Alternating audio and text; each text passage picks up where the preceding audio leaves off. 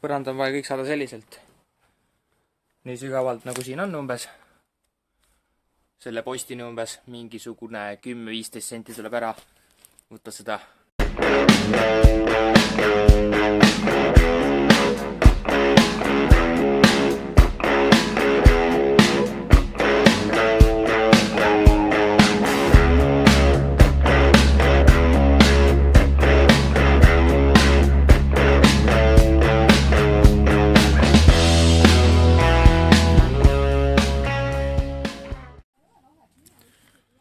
Tööruum hakkab vaikselt ilmuma,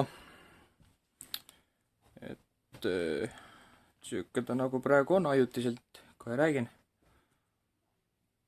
Praegu panin asjad sinna. Laud on siin selline.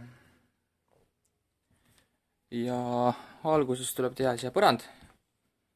Siit ei ole enam põrandat, nagu näha. Ja siis tuleb teha see terve ulatuses põrand. Sealt kuni siis siiani, nagu ma näitasin. Tuleb põrand ja alguses tuleb ära kaevata seda mulda või mis siin iganes on nagu soepuru või midagi. Mingi, ma ei tea, mitu kärusid tuleb, ikka kõvasti tuleb. Siis tuleb panna talad niimoodi. Kas plaadid või mingid lauad või mingid asjad peale. Ja siis sinna lähevad need 2 kappi. See kapp ja siis see kapp. Siis tuleb ära võtta see eterniit, mis seal veel on. See on vaja ära võtta.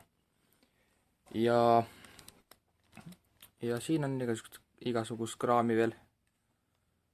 Paar tööriista veel vaja tuua. Nurgasaaga vaja tuua.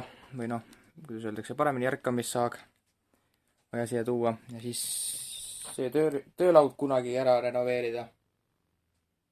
See on jumala hea töölaud, selline. Ja soepink on siin all, see tuleb ka korda siin teha kindlasti, aga selleni veel jõuame.